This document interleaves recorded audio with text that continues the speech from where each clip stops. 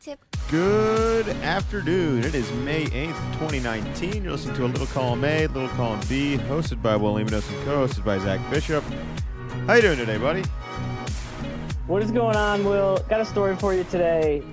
Pennsylvania man, he just didn't pay his tolls. Going through the tolls, just didn't pay. But this wasn't a, onesie-twosie thing. Over the 2012 to 2017, he didn't pay 2,200 times. I'm thinking maybe this wasn't an accidental mistake. Have you ever made a mistake 2,200 times in a 5-year span? Well, if the podcast ever gets to that many, no, I'm kidding. No. I've had some toll issues before. I can talk about that. When I moved out here, I remember I had my Massachusetts car, and on the East Coast over there, I'm sure some of our listeners will know this. It's called the Easy Pass that you use to get in and out of the highways. You don't need to stop at the tolls. Yeah, I kind of thought that was a round trip cross country eligible sort of thing. So when I had that out here, I remember I'll just take the toll. It's whatever. It'll save me some traffic. There are very few tolls in San Diego. I think I was going north, LA area. And I just jump on and go straight through. And the worst part about it is my car still had the address of back home. So I didn't even get the bill. The bill went to mom and dad. So I didn't even know about it till later. And by then, of course, there was an additional fine on top of all that. But that's a lot. That's a lot of ignorance, I guess, right there. Any more background on why? Was this a actual forgetfulness? Was there no contact made? Or was this just somebody saying, no, I'm not going to do this? This has got to be very much, I think that I'm going to get away with this, and I don't care, because the math on that, the math is bad. Some rough math, it comes out to a little less than 1.25 times a day, every single day. So that's some pretty conscious. I'm just gonna get away with this. I don't know if he thought maybe that I don't even think it's not, if it was over a month period. There's people that have you cover up certain parts of your license plate. They just got different little tips and tricks that I've seen in movies and stuff. But this much time, I don't know how. I guess they're just cracking down now. Yeah, they're just catching up to him. Maybe thought he could continue to. Yeah, they said they were focusing on people that owed over $2,000. He racked up $128,000 in unpaid tolls and fines. So I think they were very much like, hey, how can we make the state some money? And said, let's go after this guy. Yeah, I imagine at some point this guy's gonna have to go to court, right? He's not gonna. I don't think you can just dodge this forever. No, he already struck up a deal, and he agreed to pay about $11,000. So he cut that about 10x. So that seems a lot less, but not exactly what you were probably hoping to pay for this year. Well, I mean, what's the most expensive toll in the country? I mean, some of the bridges I've been on have been like $5. There's nothing anywhere near. There's nothing anywhere near $11,000, regardless of how many times you even use it. I mean, you could use it every single day. Over in George Washington Bridge is pretty expensive. I think that might be up to $15. $15. All right, how many days? I haven't gone over it in a while, so it could even be more than that. I'm trying to rack my brain for the. All right, I'm doing the math. I got the calculator. Cuomo Bridge that used to be the Tappan Zee Bridge, and I think that is that one. I don't know if that one's quite as expensive. That one might be $12, but might have been Tappan Zee was 12. But there's some expensive bridges around New York City. I mean, just some rough math right now. You could use that bridge over 700 some odd times before you get to more than that. I don't know. Before you got to 11,000. Math in public is hard. Yeah, but math is hard. Forget it. I don't have. I tried to use my phone right now, but I'm too worried I'm going to hang up on you. Not worth it. Not worth it at all. It's irrelevant. It's a lot. All right, that sounds like a number, right? That's something I think people can relate to. Just a reminder to everybody that even if you think you got away with something for a while, doesn't mean that Johnny Law is not going to catch up with you. Yeah, I just think things got so bad so quick. Actually, let's transition to another little topic here that I have no idea where this topic is going to go, and I'm just kind of just learning more and more details. So I saw this Chance the Rapper tweet I want to say it was last week. It was fairly recent, where he basically said this awesome quote of like some sort of inspiration. He was like, "I'm having a great day. It's gonna be a good day," or something like that. And the only thing that could make it better is like some spicy nuggets from Wendy's. Please bring these back. I guess these aren't on the menu anymore. I'm unfamiliar with any of it, but Wendy's responds and says, "If you get at least 2 million likes on this tweet right here, we'll bring it back." And they got like 2.2 million likes, so they brought back the spicy McNuggets. I need to stop saying McNuggets. Nuggets, just nuggets. It's Wendy's. And now there's a couple other celebrities that I guess have called out Wendy's for not joining some food of conduct or code in conduct for some like equal something 2019 stuff that's probably important that it looks like a lot of other fast food places have joined. So now that's kind of turned into the story right now, is that Wendy's is this one big chain that hasn't joined this food of conduct, fair food code of conduct is what it is. And it's supposed to offer safer work conditions and better interactions for, I guess, everybody. That's just vague. I'm sure there's so much more to all this. But this all just started from any old rapper right here just saying, "I want my spicy nuggets back," and it just has turned into so much more right now. Are you a fan of celebrities just tweeting things and then companies basically embracing it and saying, "Yeah, all right, we can do that for a cost of attention"? So are there two things kind of wrapped around these spicy McNuggets? One is doing 2 million retweets. All right, that was just to get the nuggets back. McNuggets back. Once and they got it back, also a separate. Yeah, once they got the nuggets, everyone started saying, "Why is everyone supporting Wendy's? They haven't joined this." Okay, but it's a separate. It had nothing really to do so much with the spicy nuggets, so much as it was a Wendy's issue. It was more or less of everybody should be boycotting Wendy's for not joining this, and yet 2 million people supported it. What a story! Gotcha. What a story! This is a 2019 story written all over it. Oh yeah, this just definitely has 2019 written all over it. Of here's something that was fun. Here's something that everybody kind of jumped on board with. Was a little bit whimsical. Then it got done, and then there was the backlash. And I'm sure even now, because this happened yesterday, so I'm sure today is the backlash to, oh well, Wendy's isn't joining this group that's trying to be better, which I'm sure is awesome. Anytime we can help workers have better conditions, that's always good. But tomorrow or later this week there'll be the backlash to the backlash of, well, what Wendy's is doing is not nearly as bad as what Burger King's doing, and they're in this group. But then it just spirals. It just continues to spiral. And this is a smaller issue, but I've seen it with other issues of just there's the event, there's the backlash, there's backlash to the backlash, and then there's even the backlash to that afterwards. And yeah, it's very 2019. I agree. Well, I think the thing is nobody's ever going to be happy with any of this. I think this was kind of like a cool story that started off with, yeah, bring back an old menu item that obviously 2 million people wanted back. I feel like that was a cool thing, and now everyone's kind of under the spotlight right now of having to make a response to this that was such an unrelated thing. But granted, if this is an additional problem, like maybe it should be brought to everyone's attention. I didn't know anything about it, and now everyone does, and I don't know if it's for better or for worse anymore. I think that's all of 2019 and kind of this future of everything is going to be. Just nobody's ever going to be happy. There's always going to be some sort of problem outcome. Somebody has to lose in every sort of scenario right now. But I don't know if the spicy nuggets are actually back yet or not. It sounds like that's the direction it's going. You probably shouldn't throw BK under the bus right there in your example, because Subway, BK, McDonald's, KFC, Taco Bell, Pizza Hut, and Chipotle, as well as many others, have actually already joined this fair food code of conduct. Just a wild story. I don't know. It's almost as crazy as the XFL getting the big TV branding right now on ABC, ESPN, and Fox. How did we get there already? The XFL, I feel like, was this reboot of a league that failed years ago, and what was it? The AAF just failed right now. I think was bought now by the XFL, and is now going full. Are they planning to launch this year? Like, is this actually going to be a full-on league?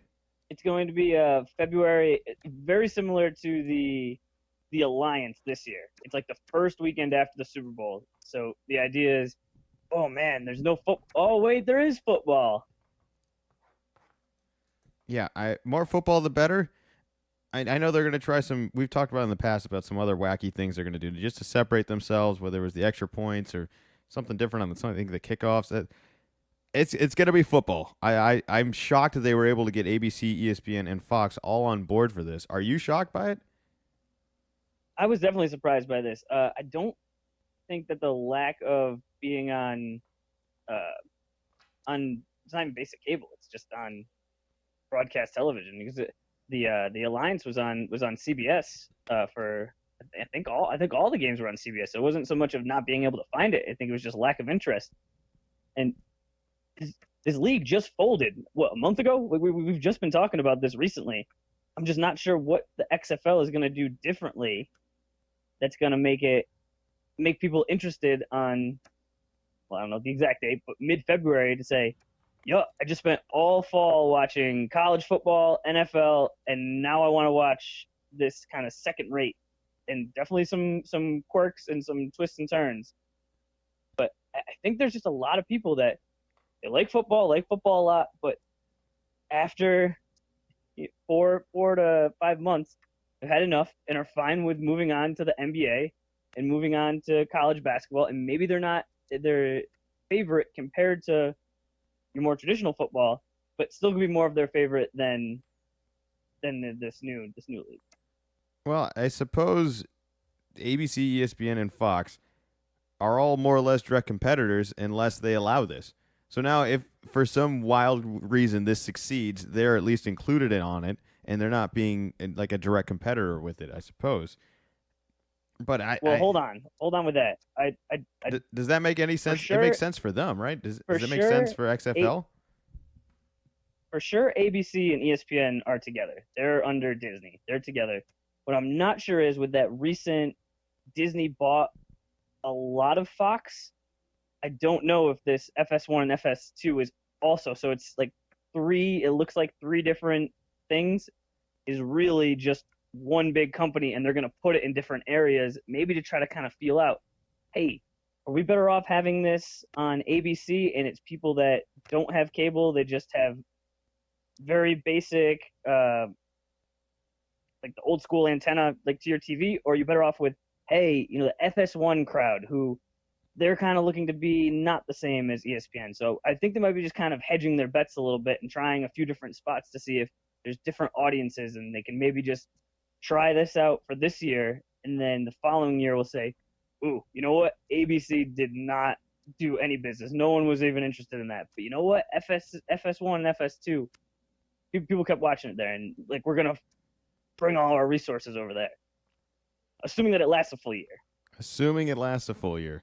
I mean, there's still a whole lot to assume with all of this. But, making progress. I think we got to give them credit. I mean, we're talking about it on the show here, so maybe it'll be back for real this time. We'll see if this will be something of the future. I mean, I can't wait till football season. And you know what? This is not the transition I wanted, but the transition that we have earned as a Boston Celtics fan. I can't wait for football season. I don't know about you, because basketball season has a real good chance to end tonight, and it feels like it has to end tonight. I almost just want to just lose it. Let's just get it over with. Let's move on. Let's say goodbye to Kyrie Irving. Let's say goodbye to all of this. Let's hope that Danny Ainge's heart attack is recovered fully, because he's going to have his work cut out for him. He's got a lot coming up. The Celtics do play tonight. We aren't fully eliminated, but we are in a 3-1 deficit. Any chance of a comeback and anything positive you could take away from anything from this season? That's a very vague question, but I'll give you your little 2-minute rant here.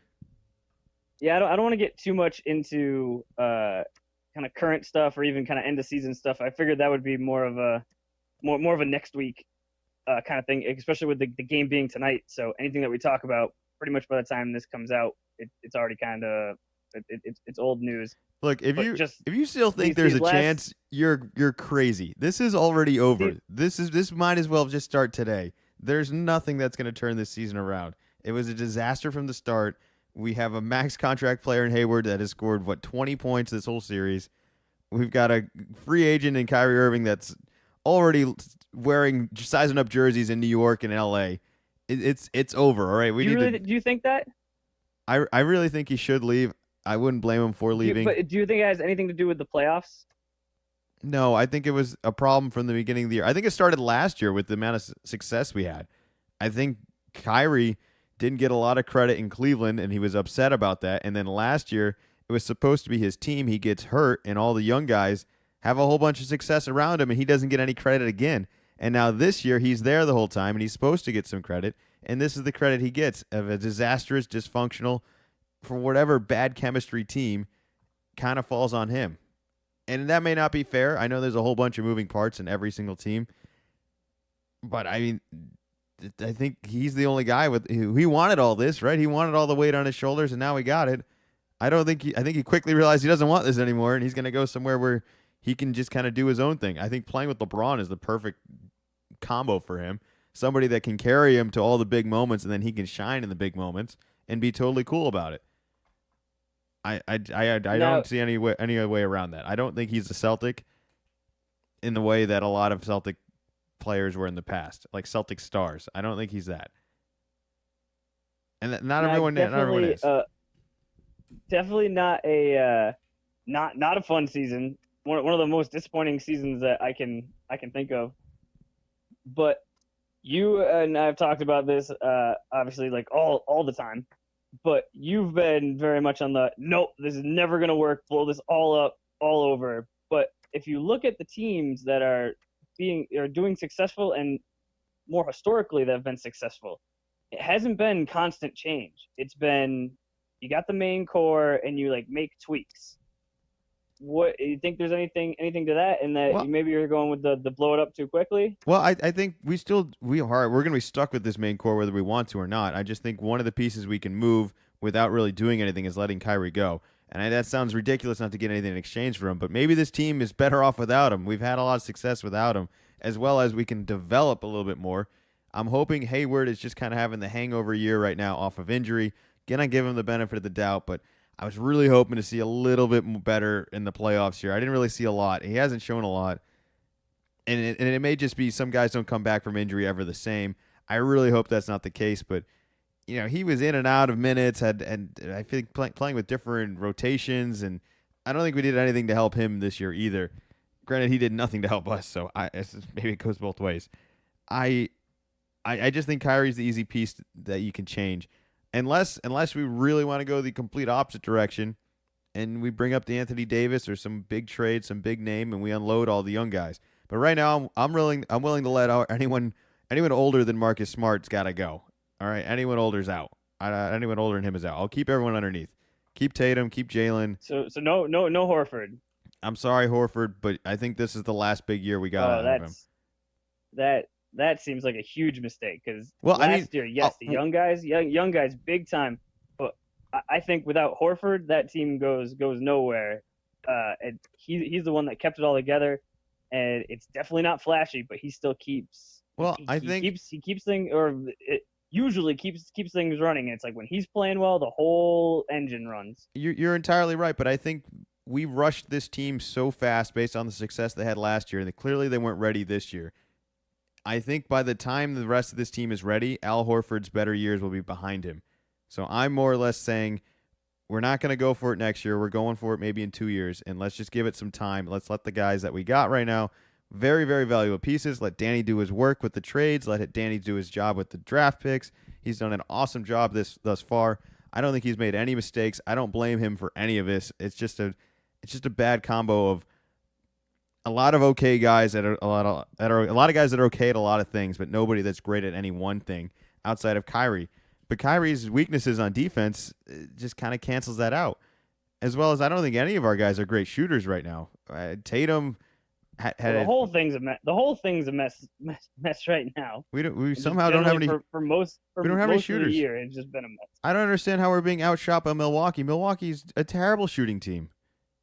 They're an awful shooting team. If you think, Chris Middleton is great. I'll give him that, and I'll give Lopez some credit. But outside of those guys, I think a lot of guys that are going to shoot a bunch of threes, and none of them with a great percentage. And a lot of them, I think I'd be happy with them shooting a three, and just say it from there. But you know what? I'm already calling it today. The game hasn't even started tonight. It starts an hour and a half right now. It's over. It's over for the Celtics this year, and it was a hell of an effort. And I don't think there's any positive takeaway from the entire year. Complete waste of a year. Do they even put up a fight tonight? I would be, you know what? Even if they do, I feel like Milwaukee is so much better than us right now, and they think that way, and they're just going to go straight for the throat early. I think they're going to end. This thing's going to be over early, if you ask me. It's going to be painful to watch the fourth quarter. I was wondering if he even makes it like really the fourth quarter. If this isn't one of those, beginning of the second quarter, it's just we're down 20, and it's just like, ooh, like you said, there's just immediately go for us, and there just wasn't a ton of fight in those last games. It seemed like Marcus Morris wanted to play, and that there were like flashes here and there, and it wasn't like complete lack of effort. But it did not feel like it was a playoff game, and we needed to win, or else we were out of luck. It seemed like, okay, we kind of made a couple of plays here, and then it was just layup lines for Milwaukee. I get it's hard, but you have to play hard for a full game to win in the playoffs. It's tough. It baffles That's how me. It works. It baffles me the amount of depth we have on this roster, and yet there seems to be some guys that just lose lack of focus in it. It's like, all right, well, just put the next guy in. And I get Brad wants to give some of these guys a little bit of a chance to get into rhythm, but I almost feel like he should have just said no second chances. Like, all right, you didn't get back on defense one time, you're out. Next guy in. I don't know. I think he needs a little bit of blame this year too. I don't know what lineup was supposed to be the right one, but I would have just kept trying some stuff until we found something. Because it felt like these last 3 games we didn't make any adjustments, and we're just hoping that if these guys just all play better, everything will be okay. But it's like it's just not going to happen. It's just not going to happen. So is it football season yet? That's the real question. All right, how's Tom doing? Is his arm all right? Let's get on the TB12 diet. Get me back into the winning philosophy. I saw him having a good time down at the Derby. Did you? Did you see the Jimmy Kimmel thing? I thought that was great with Matt Damon. Yeah, I saw Jimmy Kimmel thing. He was hanging out with the boys as he does down at the Derby, having a good time. Well, great transition. I get the trying to pivot, and it's gonna happen sooner or later, but that football's just so far away. It's months and months and months away. Well, how about we talk about something a little bit more recent of this past Saturday? The Kentucky Derby was here, and much like every other sport, the Derby now has controversy. I don't know if I'm not a huge pony watcher or gambler or whatever, but this is a first for me. I don't recall anything like this ever happening. And if it has happened in the past, I don't think it was ever like a winner did this. And there might have been someone in the back of the pack, and that could screw up some betting patterns as well. But you watched it live, right? You were there. You saw it all. You want to tell the people exactly what happened, just as a quick little recap, or the outcome. Not just that. I was part of a small contingency that hosted a Kentucky Derby party.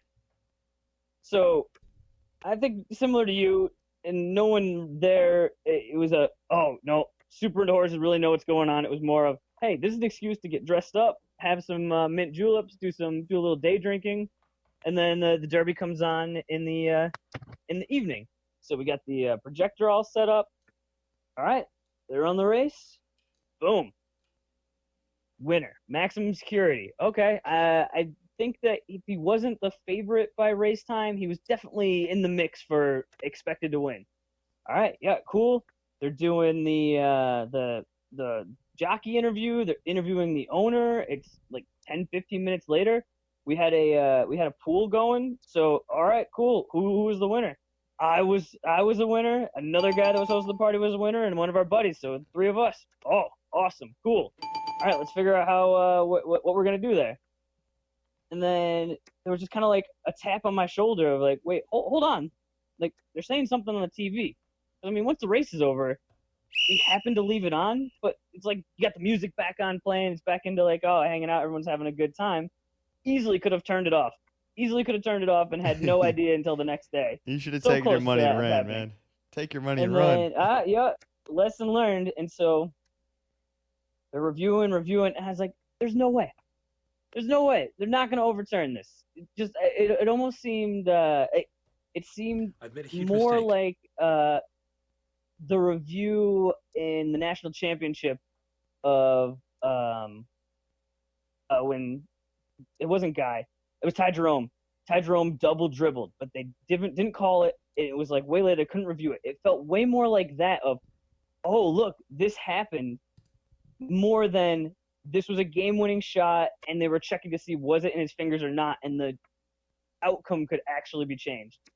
And then, yep, sure enough, they gave it to the 65-1 long shot, Country House. No, not Country Horse, Country House. I don't know how you name a horse that. Country House. And he had won, which I'm kind of mixed feelings on. Part of winning it gets to do all of the interviews, and you're up there and just you're the first one through the line. But it's kind of technicality. But I didn't understand it right away. But the next day I read some articles, I talked to some people, watched some videos, and the way it was explained, it did make sense. And so, did you hear any of that, of what the actual infraction was? It was basically you cut off, I guess, much like an actual racetrack, like a high school track, like we ran. I guess there's lanes kind of designated early on, and it had rained that morning, so you could see the mud already. I guess there was a little bit of confusion, and the leading horse had kind of switched lanes midway.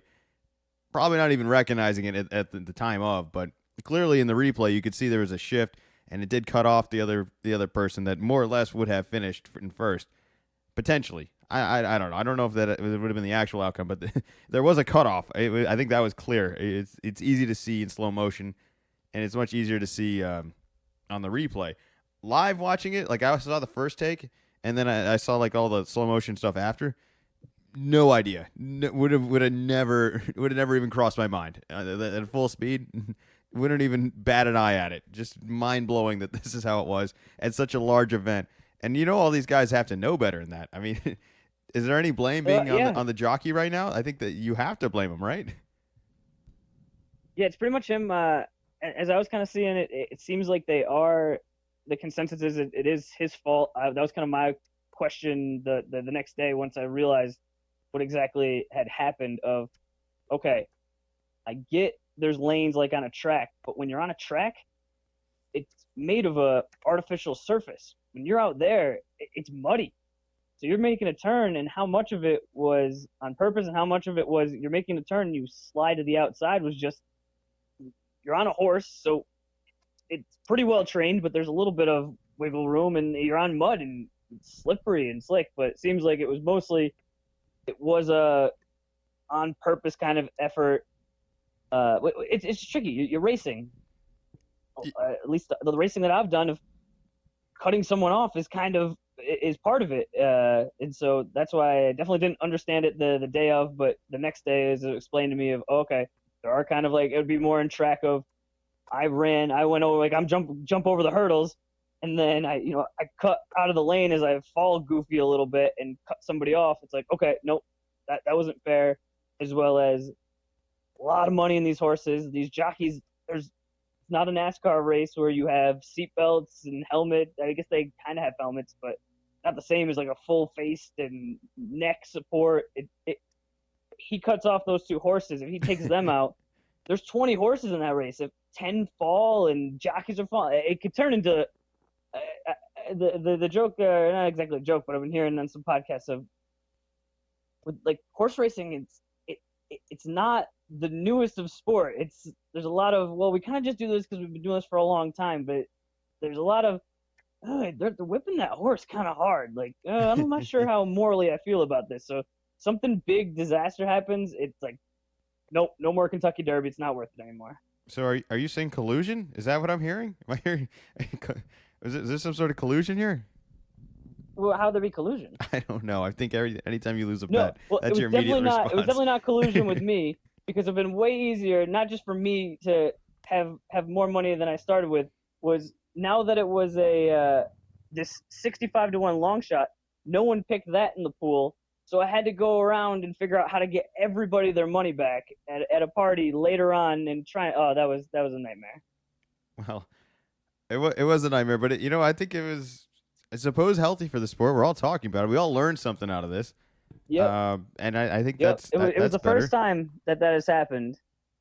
Yeah, so you want to know why this is even more of a bad bet? That this may happen. First ever apparent winner to be disqualified. Oh man, what a wild outcome! I missed it. I really wanted to watch it. It's a really fun whatever, like 2 minutes, even Most then. exciting 2 minutes in sports. Really, really exciting. But while we're on the topic of money, this just caught my attention today. I had no idea this was going on. I doubt in your neck of the woods you had any idea about this, but the Uber and Lyft strike is currently happening as we're speaking right now, and it's drivers that are essentially not turning on the app and refusing to pick up people today. They're taking the day off. I think Uber has a chance to go public in this very week, if not maybe even today. I don't know when, but the drivers are going on strike and would like a better compensation. This is crazy to me, and I don't know how effective it'll be because I think one driver right now who needs the money and is going to continue to do it today is having a field day picking this up with a whole lot less competition today. How many people do you think are doing that right now? Of like, yeah, everyone boycott, boycott, boycott, and then I'll just go do all the rides myself and rake in all this cash. Well, that's the part of either being part of a union or they're trying to kind of band together to get these better deals, and that's the whole point of the picket line. And you say it a little more casually, but I'm sure there will be some sort of threats of violence and probably even past threats if someone goes out and does that. Of the other people that did stay home, I was more thinking on the other side from a user standpoint. And when I first saw it, I think it was last night, that said, hey, we're trying to get the word out in these major cities. It was from 7 a.m. I thought it was 7 a.m. to 9 a.m. tomorrow. So I thought it was just the morning commute. Makes a little more sense that to really try to hit the corporations where it hurts, that it's the full day. But I was more thinking on the opposite side of, hey, I got to go to work for my job that has nothing to really do with Uber or Lyft, but I got to get to work. Like, I can't miss a day of work, and now you're stuck in a difficult spot of how am I going to get to work now to feed my family, to get my money, and just felt a little bad for them.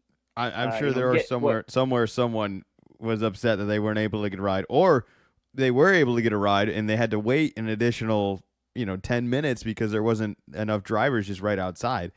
I can see that scenario happening as well. I don't think. Do you think this is gonna work? I don't think it's gonna work.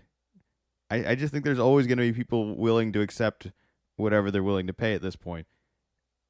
I think that we've kind of seen that with the Lyft and the Uber, kind of, unfortunately, where when it first started, it was, oh yeah, I can make some decent money on this, between the recommending other people do it, as well as it's a supply and demand.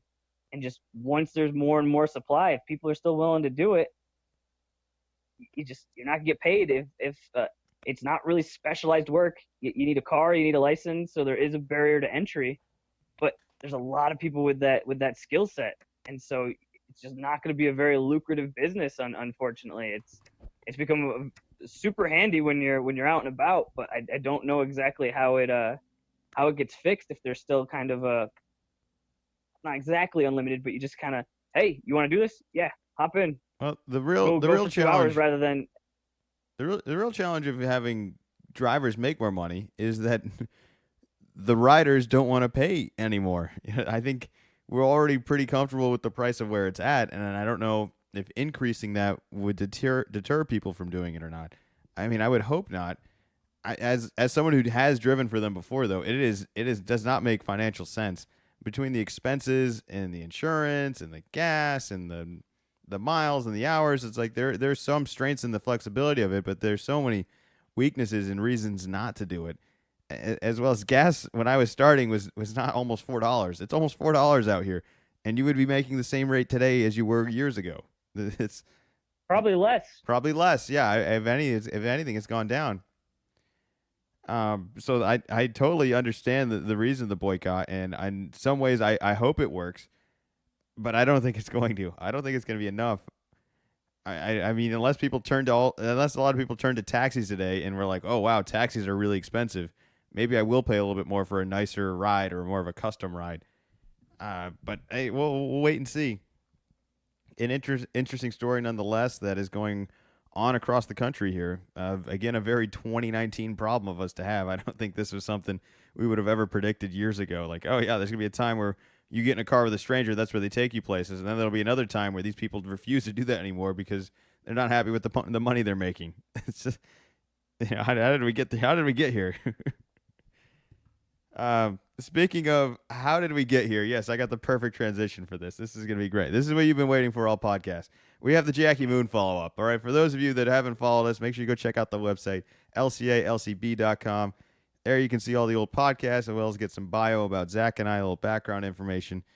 And as of today, after the show, I'll make sure to post it. You'll be able to see myself and the latest March Madness bet consequences of 2019. And this is happening too many times. I have people that want to fill out my bracket next year.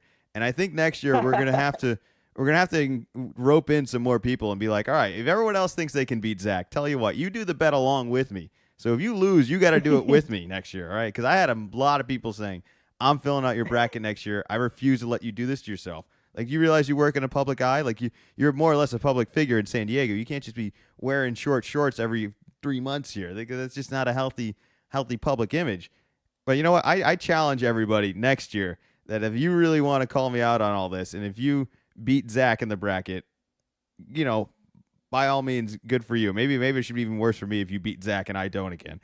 But I challenge all of you, if you don't beat Zach next year, you have to do a consequence with me. So we're going to start brainstorming for next year already. If you have any bet consequence ideas that you would like to see one of us, hopefully Zach do, we're all ears for it, all right? We're already gearing up for next year. It was a great tournament this year. Awesome turnout. I had a fun time doing it. This is probably the most fun one, I'll be honest. This was fun. I'm a little embarrassed still, which was more or less the point of it, but it was a really fun one. This was cool. The costume was a million times better than I thought it would be.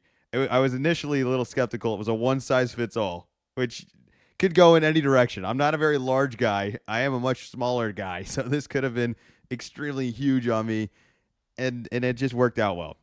I guess kind of more of a direct follow-up to the actual costume itself. Yeah, a lot of wristbands. I can't say I liked that. I feel like my hands were sweaty like the whole day because I had like extra heat on them. I didn't like that. I feel like I was fumbling everything just the whole day. And then I haven't worn sweatbands are supposed to be the opposite of that. Sweatbands are supposed to help keep. That's why Patrick Ewing had, sweatbands on, because he sweat so much and that kept it away from his hands. I found the opposite of that. I felt like, especially on like my wrists. Yeah. I felt like it was real slippery right there. Maybe I used my wrist too much. Maybe that's why nobody in the NBA wears wristbands anymore. And then because that's exactly why. They're called sweatbands, and maybe it was really more because they created more sweat. Yeah, I don't know. Maybe I lost some more weight around my wrist. I don't know. But the other thing was the headband. The wig wasn't gonna make it. There was no chance of me playing in the wig. That just was an improbable outcome. It wasn't gonna go well. But I haven't played with a headband even with on. The headband was too loose. Just not even like how fast did it fall off? Was it even one trip up the court? Oh, I didn't even make it there. I was just in shoot arounds. I could tell. Like, I'm just shooting around. It just wasn't. It just wasn't gonna work. Yeah.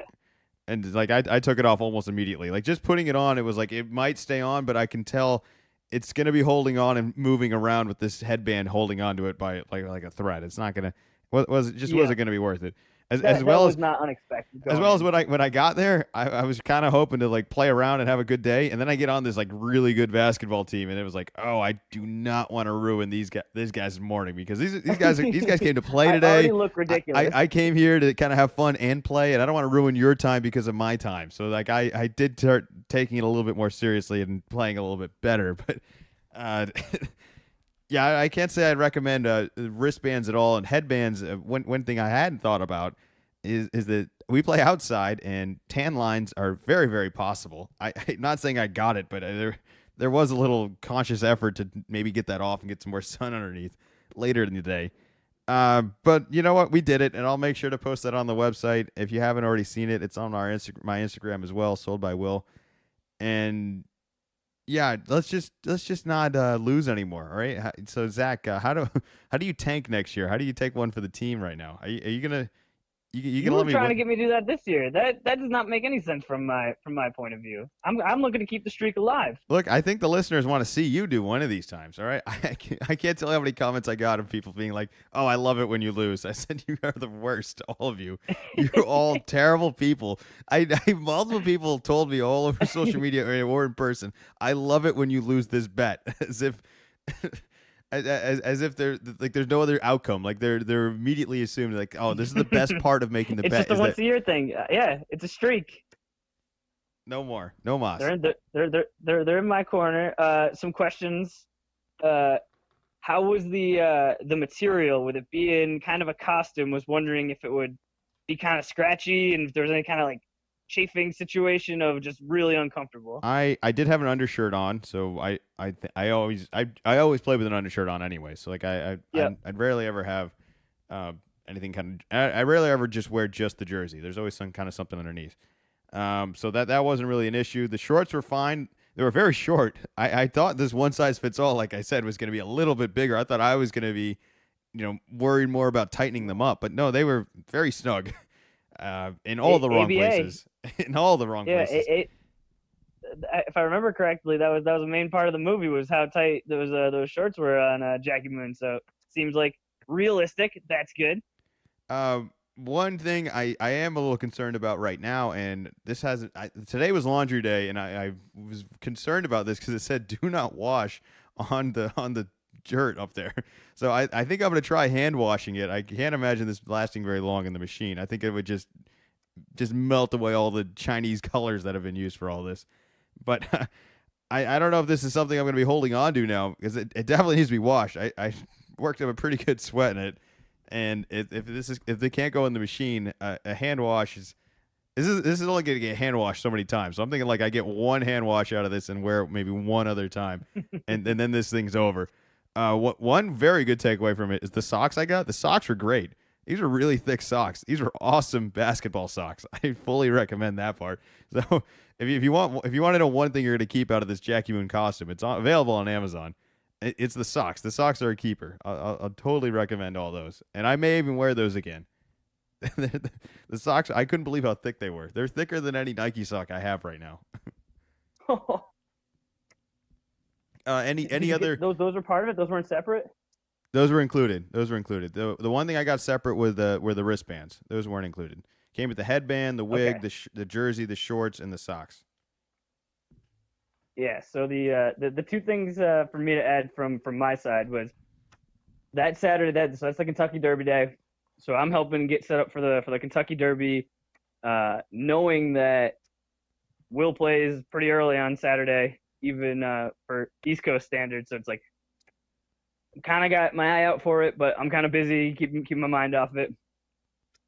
Was just super impressed by the by the pictures. It was like that's exactly that was like the best expectation I could have got away with. It was like, yup, the jersey was like it fit sort of regular. Like the hair was all there. It just the socks. I feel like the socks were like really like you had to have this. If you didn't have the socks, it's like okay, it's mostly there. Like the socks, the huge wristbands. They're so big. It just all fit. Was like this is exactly what like the best I could hope for. And then a little while longer in the day, got the picture of you playing. So wig is off at this point, and then it hits me. Holy shit! There are people on the other side, not just seeing you. They have to play defense against you. It was like that would be the worst. Of all right, well I gotta play this guy that's clearly out here as some sort of prank, and then like oh he can actually play basketball. Oh great, now it's not just Will got past me. It's oh this guy that's not taking basketball seriously today, just like beat me off the dribble to the hoop. Like was there like could you feel like the guy's trying to play you either more intensely to make sure they shut you down, or less intensely of just kind of like well, it really wasn't playing defense. Well, I don't think anyone ever lets me score, especially because it's a very tight knit group. Everyone knows everybody. Everybody knows who everyone is at this point. So I don't think there's many guys on the court that are ever enthusiastic about me scoring on them to begin with. So there's already a very intense defensive coverage on me. I don't think I'm ever being on the back burner of most teams. I want to say people played harder though. They were not trying to get showed up on by Jackie Moon here. And it also helped that my team was winning the entire day. So I stayed on the court all morning. I had to take off a little early for an open house, but I won every single game. I didn't lose any games in the Jackie Moon jersey. So Oh, maybe we need to so this keep is this. lucky. Yeah, maybe it's a lucky. Yeah, maybe this is the best part. No, I'll tell Maybe you we're what gonna lock something. I'll tell you right now what the lucky thing was. The lucky thing was is that I had to make corn dogs in the morning, so I was a little late to bowl. So the lucky thing was rolling up and the four guys waiting for me were an awesome team that I kind of just walked into. Like that. That was what the lucky part was. I normally there a little bit earlier. I missed that team and probably lose to them the whole day. Okay, so were the corn dogs a success? Did people get it? Were people excited? Were people just like, ugh, why are there old corn dogs sitting out here? You know, I don't. I think everyone remembers the movie, but I don't think they remember anything of the movie. Like nobody remembers any part of the movie. The corn dog seems like a very specific thing that if you've seen the movie recently, you would immediately recognize it. But I think a lot of people Really? were just. That seems like that's like the line I remember the most. Well, I think corn dogs, Jackie. Corn dogs for all these people. I even do the finger wag every time. I'm not sure if that was as memorable of a movie for everybody else as it was for you and me. Huh. And that's no knock to it. I just don't think it. I mean, let's be honest. It's not the Just greatest. interesting. It's not the greatest movie, all right. And it's not even the most popular Will Ferrell movie. It's probably not even cracking the top no, five. not even close. It's probably not towards. even close. It's probably towards the bottom Maybe not of even Will top Ferrell five movies. sports movie. No. There's very little reason to go see this movie in general, and there's even more reason to not remember it. It's not the greatest movie at all. It's not winning any awards. It's not going to blow anyone away. It's just like more of a cult classic, in my opinion, of a Will Ferrell kind of deep dive. Yeah, maybe it just plays more of a role in my life than it does in many other people. I just figured with basketball, you're not out kind of in, I'm going to call it the general population. You're out in like guys that play pickup basketball are into basketball more than the average person. You know, no, that's interesting. Oh, the stupid video of my head cropped on there. That was a big success too. That was if you haven't seen that, I'll make sure to share that as well. There's some video of the entire corn dog scene from the movie Semi-Pro. Basically everything we were trying to enact, or I was trying to enact. We have the whole scene with my head cropped on Will Ferrell's head, and it just moves along on top of it the whole way. So it looks like I'm doing it in the actual video. And I wanted to put your face on there somewhere. I was thinking maybe make you the referee so you could say your favorite line. But I didn't want to rope you in on the consequences of that I had overcome. I didn't think that was fair. That seems good. Especially, well, it would have been a little funny as just a payoff as I'm watching this with your head bobbing back and forth and just thinking, oh, this is all on you. And then like at the last second, the referee comes in just for like a beat, and then it's like, wait, hold on. Yeah. Last thing I got is I think I told you in camaraderie and excitement. Saturday morning we went out to go get some supplies, and so while we were out, I bought corn dogs and I had a corn dog for lunch way before the party because corn dogs does not really fit with the theme of the party we had. But I was like, ooh, you know what? We've been talking about corn dogs a lot. Yeah, I can use a corn dog. I'm gonna grab a corn dog. Oh man, corn dogs for everybody. Your corn dogs are a lot harder to find. Apparently, I don't shop in the frozen section very often. I struck out at Target. I couldn't find any at Target. I had to go to Vons after that. I was so committed. I went to it's like an off-brand kind of supermarket out here that it like doesn't have like a huge selection. And the first thing I found was they were like breakfast corn dogs. It was sausage with rather than like the cornbread kind of had more of like a pancake kind of consistency and taste to it. And if I hadn't found the corn dogs like pretty quickly, I was kind of in a rush. I was just gonna grab those because there was some sort of I had to try something. All right. Well, speaking of trying something and more or less of the pickup basketball tone of, I guess, a lot less short shorts related, but one of the topics that you wrote down today that we got 10 minutes to kind of get through right now. It was NBA players that you would want to play a pickup basketball game with on your team, say like potential teammates, and players that you would not want on your team that you think would be very difficult to play with. I'm gonna let you kick this off first. Let's go with. Do you want to start with the good or the bad? Let's start with the good. And to be upfront with this, this was on Bill Simmons. I believe it was his Sunday night show. He and his buddy House were talking about this. And so I'm ripping it pretty much completely from them. They didn't specify so much, but I just want to specify to you was this wouldn't be taking this specific NBA player and bringing them to like the pickup courts just because Obviously, whoever you brought would yeah. just be the best player. I'm more talking about like the pickup version of this player. Okay. So if like you get Kevin Durant, if you pick Kevin Durant, it would be not a a 7-footer that would just like No, it that's wouldn't even be it's fun. It would be like, oh, a taller than like a tall, lanky dude that is just can pull up from anywhere and can play defense and you can still kind of get to the hoop and stuff. That was the idea rather than just because it was just like that kind of. I felt like it just defeated the purpose because you could just pick any NBA player and he would be the best player at the court. I've got answers for days right now. I got two right. great options, but I'll let you kick it off So, with who would be the best pickup version of a player that you would like to play with. And so I think for me, I think my top would be Steph Curry. It's just really fun for me. I am much more of a defer it to somebody else kind of guy. Of like if I can find somebody open, and especially if someone like starts to heat up in that Steph Curry heat check, and in pickup basketball it really doesn't take that much. If you can get open, to just like feed that guy the ball, and then especially with pickup, they're definitely gonna just start panicking, doing something stupid. It's gonna open up stuff for everybody else. He seems like a fun guy to play with. He definitely has like his dances and his routines and stuff, but it never seems to be super like in your face. Can like only think of really that one time when he absolutely melted down and threw his mouth guard. So like wants to win, but most of the time is not going to be like a liability in that area because it's pickup. You want to win, but also there's a certain level of competitiveness that we're looking to get to, and not beyond that. I don't know about Curry. I feel like he's taking a lot of shots away from me. And that's why I'm saying this is a for me thing. I don't mind passing away, and that's why I was like, I'm gonna pick Curry because I figure you would want something completely different. See, I don't like this because now I sound ridiculous of being like I don't want Steph Curry on my team. It's like no, I don't want a guy that's gonna just shoot it a whole bunch. I want to shoot it a whole bunch. I think that makes sense. I think this is an easy choice, and it should have been your top choice. It should be everyone's top choice, and it's Jokic. It's the Joker. Is the guy that everybody in the world wants to play with in a pickup basketball game.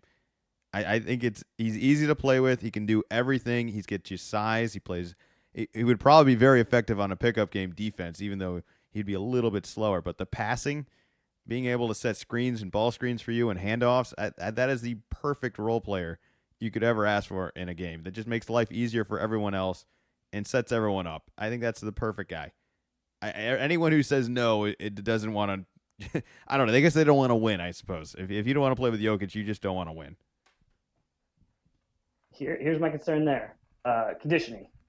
No, he's good. He's good. All right. He survived a 4 overtime game. All right. He was a little sloppy in the back end, but he did it. He was there. What do you mean conditioning? Like we're all in great shape. We're not in great shape. You're not outrunning Jokic. No one is. I think I could outrun him today. No, I don't think so. Nope. I couldn't D him up. I couldn't do any of that stuff, but I could get up and down the court faster than he could.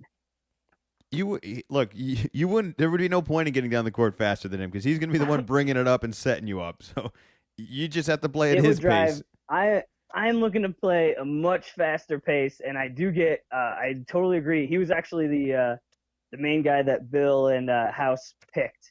Oh, I didn't even listen to that podcast either. All right, I just picked this on my own. Yeah, they just that's how this all this all started. But it's just I'm just nitpicking at this point because he would be fun to play with. I just wanted to kind of poke fun ears a little bit of just the pickup version of everybody gets up there and there's one guy that's just like, all right, come on, get up the court, all right, come on, doesn't get back on defense every single time and kind of you get burned a couple of times. That'd just be my reason. You're being way overcritical. I'm a nitpick. I feel like my nitpicking of Curry was made a whole lot more sense than your Jokic disappointment. All right, but that's the fun part of this. All right, do you have any more guys that you would like to play with before we get into the less fun part about this? Some honorable mentions, maybe. There's definitely Wait, there's definitely a ton of people. The next one, this could go for a bunch, but somebody like Gobert, but really like any rim runner of just being able to just go in the pick and roll, and then either you're gonna be wide open because they're both gonna follow him, or you're just throwing lobs to him at the hoop. Of that doesn't happen very often. Just throw it up, take care of it. I would like. Great I don't, on defense. Jokic is so far and above of the top guy I would want to play with. But I would. This is kind of just an honorable mention. All right, this is not the number 2 guy. It's just somebody I think that should be mentioned, and I think it's Patrick Beverley needs some credit in all this, as just a guy that you would want to really. play with that psycho? I don't want to play against he's him. not in pickup. I don't want to play against him. No, you don't want to play him in pickup. No, not. I don't want to play against him. I want him on my team though. No, I don't think you want him on your team even in pickup. He gets a shout out from me though. He gets an honorable mention. He's not on the do not list. He's much more on the want list than the do not list. He because I thought about this too. He factored in more with the Marcus Smart of don't want him for pickup, do want him for like men's league. All right, yeah, that may be fair.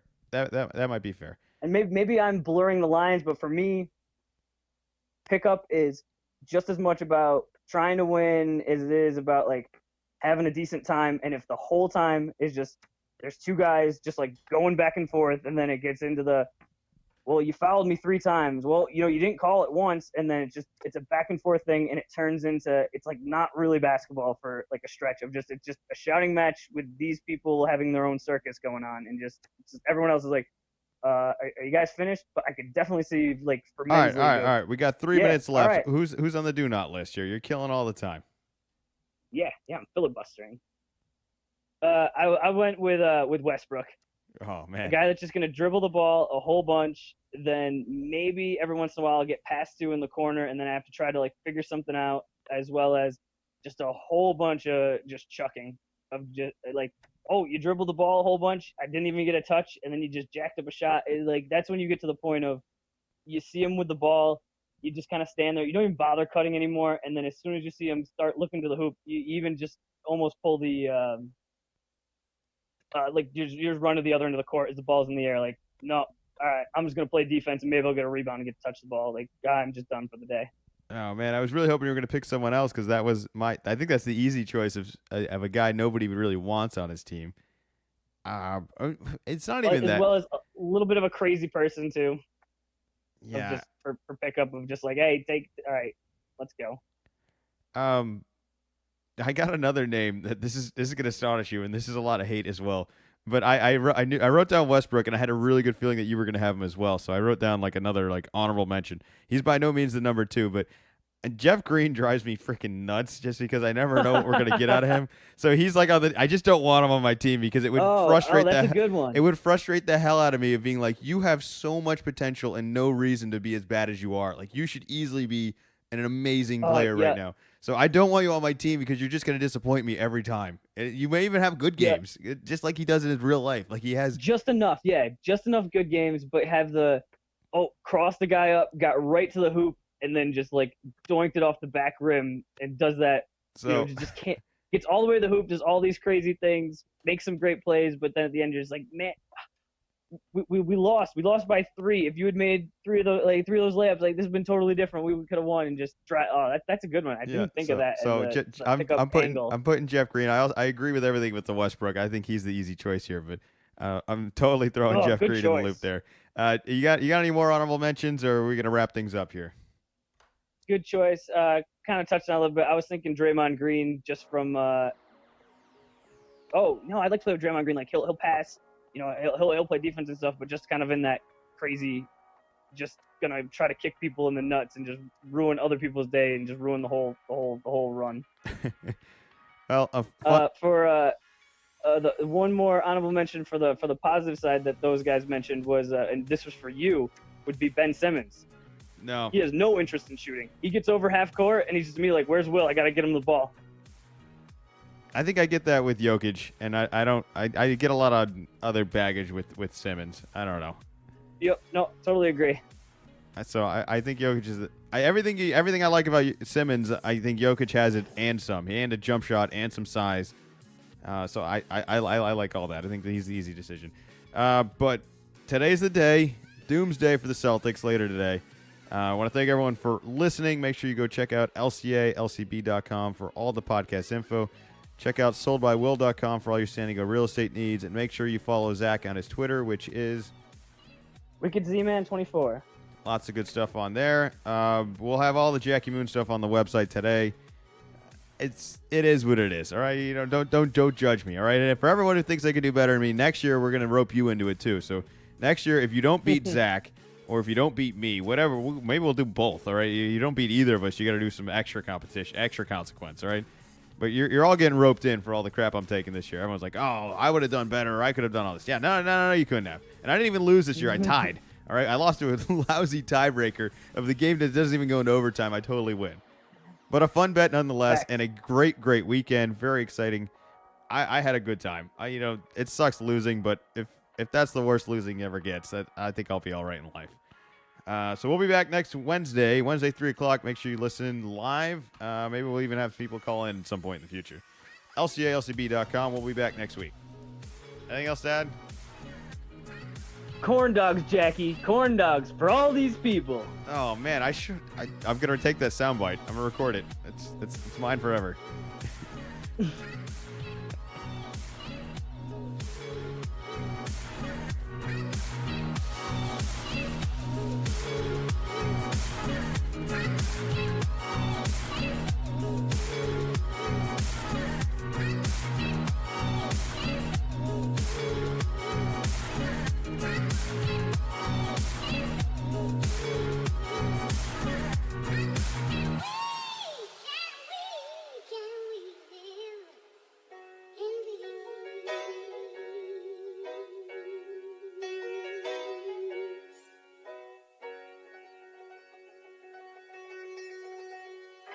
Little column A, little column B.